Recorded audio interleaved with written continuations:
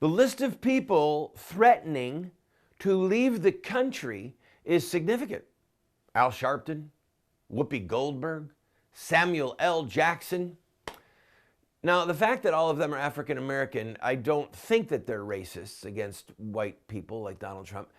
And Jon Stewart, obviously, he's white. He's threatened to leave the country. He wants to leave the planet. He doesn't think that another country is far enough. He wants to migrate to another ecosystem, another world. I don't know. He could be the guy who goes to Mars first. Well, some of these people, you have to admit, if they did leave the country, wouldn't you want to know their address so you could send them a housewarming gift? Just, oh, really, you're leaving? Good for you.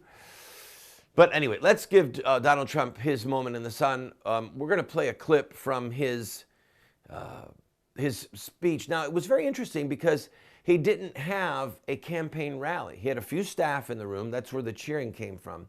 But it was a press conference. And he threw it open to the press, who went after him on some of the silliness, like the David Duke, does he renounce groups? One thing I want to say about that, if you followed any of it, David Duke has renounced the Ku Klux Klan, okay? Hasn't been in it for 40 years. And he brings up an interesting point. Robert Byrd, do you remember that name? He was the leader of the Senate for years. He was a member of the Ku Klux Klan in his youth and still became a huge player in the Democratic Party, in the Democrat Party. So the hypocrisy is almost palpable. Trump did really well. He took 7 states. He took states that people did not think that he would take, and some of them by a pretty significant margin. He had a crushing victory in Georgia, and a crushing victory in Tennessee, and a crushing victory in Massachusetts. So again, he's showing that he can pull from both genders, age, economic spectrum, education spectrum. If it wasn't for the fact that he is anti-GOP establishment, and he's almost an insurrection candidate, he's the Republican dream come true. Because he pulls from so many different parts of the voting arena. It's amazing to watch. By the way, locally here in the Tennessee area, when I was driving around, I was surprised to see how many polling locations had Trump volunteers out front waving signs. I did not see any of that activity for any other candidate, and it showed. The energy was there for Trump's people. So here's a clip from Trump's press conference. Look, I'm a unifier. I know people are going to find that a little bit hard to believe, but believe me, I am a unifier. Once we get all of this finished, I'm going to go after one person. That's Hillary Clinton, on the assumption she's allowed to run, which is a big assumption. I don't know that she's going to be allowed to run. And I think that's frankly going to be an easy race. You see the polls. I beat Hillary in many polls. I know one thing. I don't think Marco's going to be able to beat her. I don't think, in all fairness, I think Ted's going to have a very hard time. But Ted at least has a shot because at least he's won a little bit.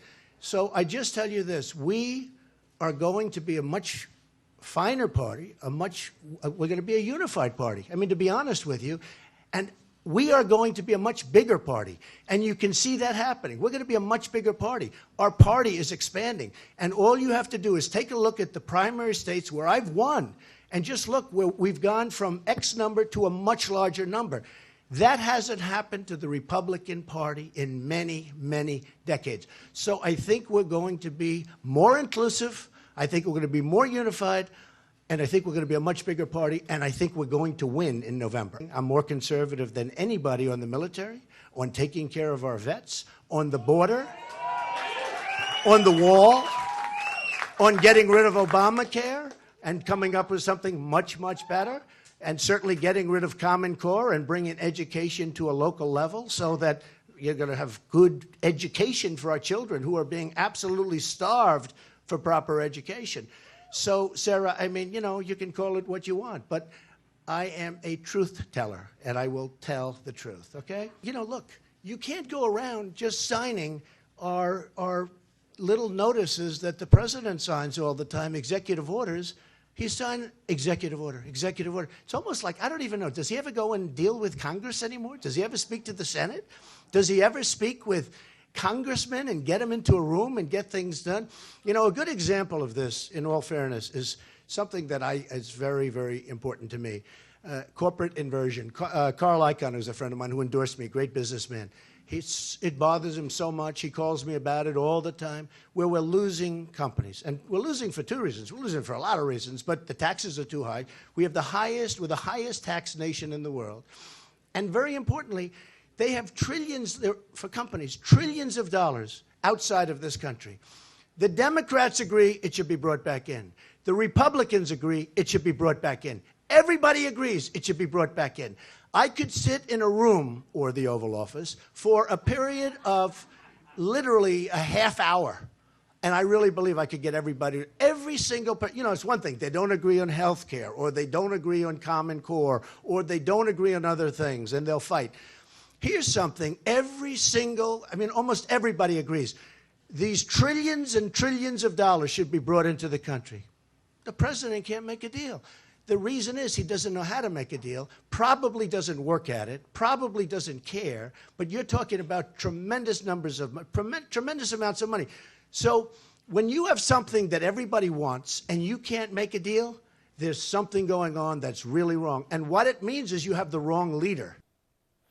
I'll be right back after this break, and I'm going to explain to you how Trump can beat Hillary in the fall if he's the nominee.